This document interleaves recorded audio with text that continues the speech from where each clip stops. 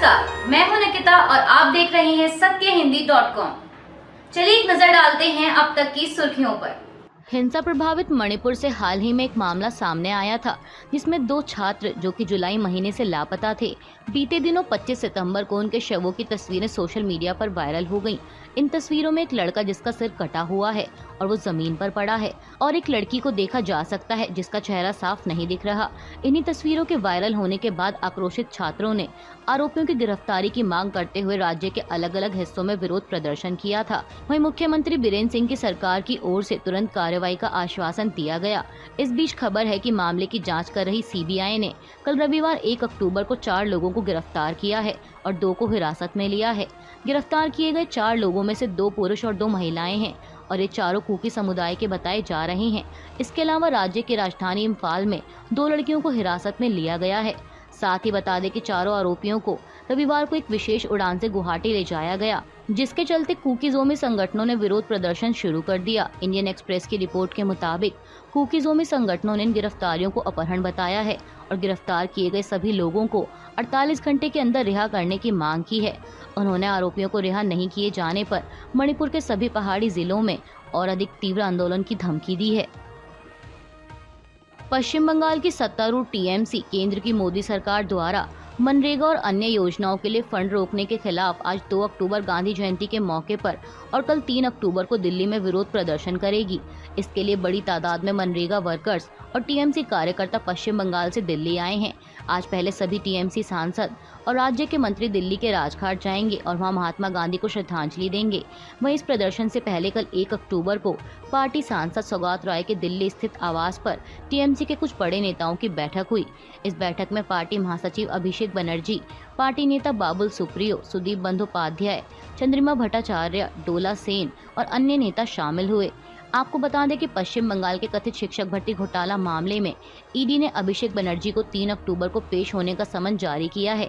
इसे लेकर टीएमसी नेता ने साफ कर दिया कि वे धरना प्रदर्शन में हिस्सा लेंगे।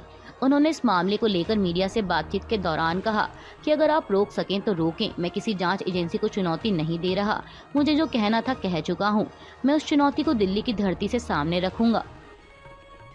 कांग्रेस के पूर्व अध्यक्ष राहुल गांधी के करीबी माने जाने वाले अजय माकन को पार्टी ने बड़ी जिम्मेदारी सौंपी है। कल रविवार 1 अक्टूबर को कांग्रेस ने पवन कुमार बंसल की जगह अजय माकन को नया कोषाध्यक्ष नियुक्त किया। बता दें कि अहमद पटेल के निधन के बाद पवन बंसल को अंतरिम कोषाध्यक्ष नियुक्त किया गया था। वहीं अजय माकन कांग्रेस के राजस्थान प्रभारी के पद से इस्तीफा देने के बाद किसी भी पद पर नहीं थे। इस विषय में जानकारी देते हुए कांग्रेस के वरिष्ठ नेता अजय माकन ने सोशल मीडिया प्लेटफॉर्म एक्स पर लिखा कि मैं इस समय रायपुर में उपस्थित हूं।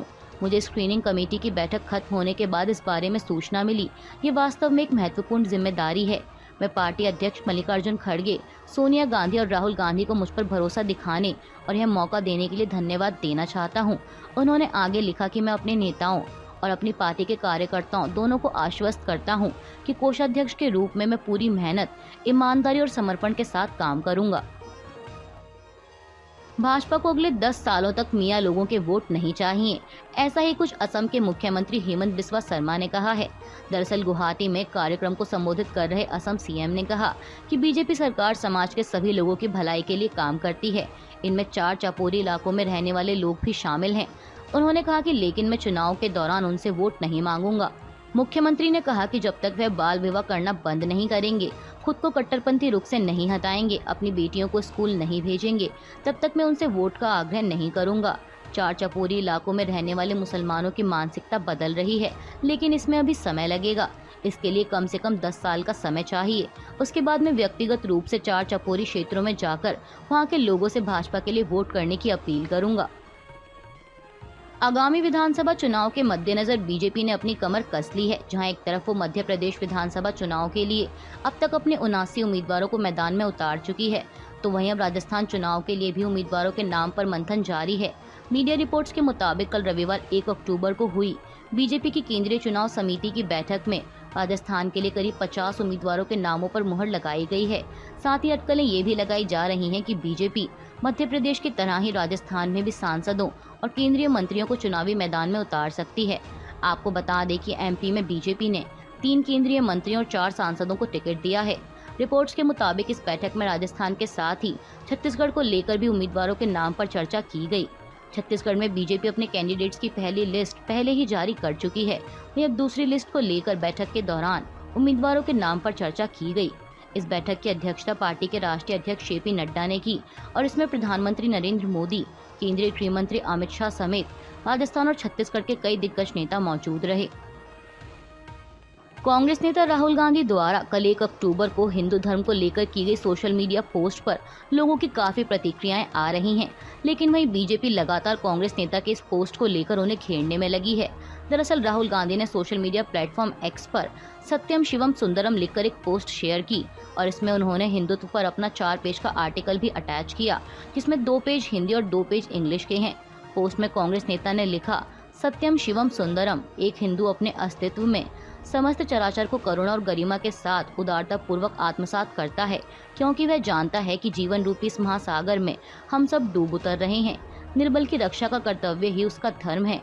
वहीं उनके इस पोस्ट को लेकर केंद्रीय मंत्री अनुराग ठाकुर ने तंज कसते हुए लिखा, हिंदू तन, हिंदू मन, हिंदू जीवन। उन्होंने लिखा कि हिंदुत्व हमें सद्भाव सिखाता है, सर्व कल्याण की भावना जगाता है। हिंदू धर्म और हिंदुत्व पर लंबे लेख लिखना आसान है, मगर हिंदुत्व को जीवन में उतारना, आचरण में लाना, उसे जीना एक चुनावी हिंदू के बस की बात नहीं। अनुराग ठाकुर ने आगे लिखा कि कुछ लोग जिनकी जिंदगी और राजनीति ही हिंदू विरोध की धुरी पर टिकी है, जिन्होंने हिंदू को हीन करने व राम को काल्पनिक सिद्ध करने के लिए तन मन धन से समर्पित रहे, आज वो झूठे आवरण में हिंदुत्व का प्रवचन दे रहे हैं। वो ये भूल रहे हैं, ये नया भारत है जो धार्मिक आक्रांताओं को पहचानता भी है और उन्हें दर्पण दिखाना भी जानता है।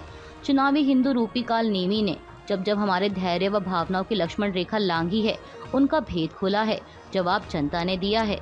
आपको बता दें कि इससे पहले बीजेपी नेता मनजिंदर सिंह सिरसा भी राहुल गांधी के इस पोस्ट को लेकर विवादित बयान दे चुके हैं, जिसमें उन्होंने कहा था कि ना तो आपकी माताजी और ना ही आपके पिताजी की तरफ से आपका धर्म हिंदू है। बीजेपी नेता ने कहा कि राहुल गांधी को अचानक से हिंदू धर्म की याद आई है।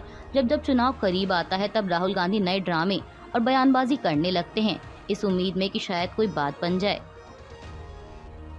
देश में बढ़ती महंगाई और बेरोजगारी को लेकर कांग्रेस सांसद पी चिदम्बरम ने केंद्र की मोदी सरकार पर निशाना साधा है। तमिलनाडु के रामेश्वरम में एक जनसभा को संबोधित करते हुए उन्होंने कहा कि ऐसी निष्क्रिय बीजेपी सरकार को अलविदा कहें, जो मुद्रास्फीति, कीमतों को नियंत्रित नहीं कर सकती और नौकरी नहीं दे सकती। कांग्रेस नेता ने कहा कि भारतीय अर्थव्यवस्था तेजी से नहीं बढ़ रही है। ऐसी अर्थव्यवस्था जो कीमतों पर नियंत्रण नहीं रखती और रोजगार पैदा नहीं करती, उसे विकसित अर्थव्यवस्था नहीं माना जा सकता। मेरी राय है कि 10 साल में एक बार सरकार बदलनी चाहिए। यह एक अच्छी बात है, चाहे वो कांग्रेस पार्टी की सरकार ही क्यों ना हो। उन्होंने आगे कहा कि देश में महंगाई 6% से ऊपर पहुंच गई है, तो 4% से ऊपर नहीं होनी चाहिए। बीजेपी शासन के 9 वर्षों में युवाओं के लिए बेरोजगारी कम नहीं हो रही है। अर्थशास्त्रियों के अनुसार आर्थिक विकास का मतलब कीमतों पर नियंत्रण, रोजगार में वृद्धि, घरेलू बचत में वृद्धि, कर्ज को कम करना और मुद्रास्फीति को नियंत्रण में रखना है। महाराष्ट्र की एनसीपी में हुई 2 फाड़ के बाद शरद पवार और अजीत पवार के बीच पार्टी के नाम और चुनाव चिन्ह को लेकर खींचतान जारी है। इस बीच खबर है कि चुनाव आयोग इस मामले पर 6 अक्टूबर को सुनवाई करेगा, जिसके लिए चुनाव आयोग ने शरद पवार गुट और अजीत पवार गुट दोनों को बुलाया है। वहीं इस बीच शरद पवार की बेटी और एनसीपी नेता सुप्रिया सुले ने मीडिया से बातचीत के दौरान कहा कि पार्टी की स्थापना 25 साल पहले शरद पवार ने की थी। कश्मीर से कन्याकुमारी तक हर कोई जानता है कि एनसीपी का मतलब शरद पवार है। उन्होंने कहा कि एनसीपी के राष्ट्रीय अध्यक्ष शरद पवार हैं और महाराष्ट्र प्रदेश अध्यक्ष जयंत पाटिल हैं। जयंत पाटिल और पार्टी ने हाल ही में रोहिणी खडसे को महिला अध्यक्ष पद की जिम्मेदारी दी है और वे पूरी ताकत से महाराष्ट्र की महिलाओं के लिए काम कर रही हैं। एनसीपी नेता ने आगे कहा कि सिंबल के जाने का कोई सवाल ही नहीं है। शरद पवार ने पार्टी बनाई है, इसीलिए सिंबल उन्हीं के पास रहना चाहिए। चीन के हांगझोउ में खेले जा रहे 19वें एशियन गेम्स का आज सोमवार 2 अक्टूबर को 9वां दिन है। वहीं कल 8वें दिन भारत ने 3 गोल्ड समेत 15 मेडल देश के नाम किए। बता दें कि भारतीय खिलाड़ियों की ओर से एशियन गेम्स 2023 में शानदार प्रदर्शन किया जा रहा है और आज के दिन की शुरुआत भारत ने ब्रॉन्ज मेडल की जीत के साथ की। पहले कार्तिका जगदीश्वरन, संजना बथुला, हीरल साधु और आरती कस्तूरी की जोड़ी ने विमेंस 3000 मीटर रिले में ब्रॉन्ज जीता।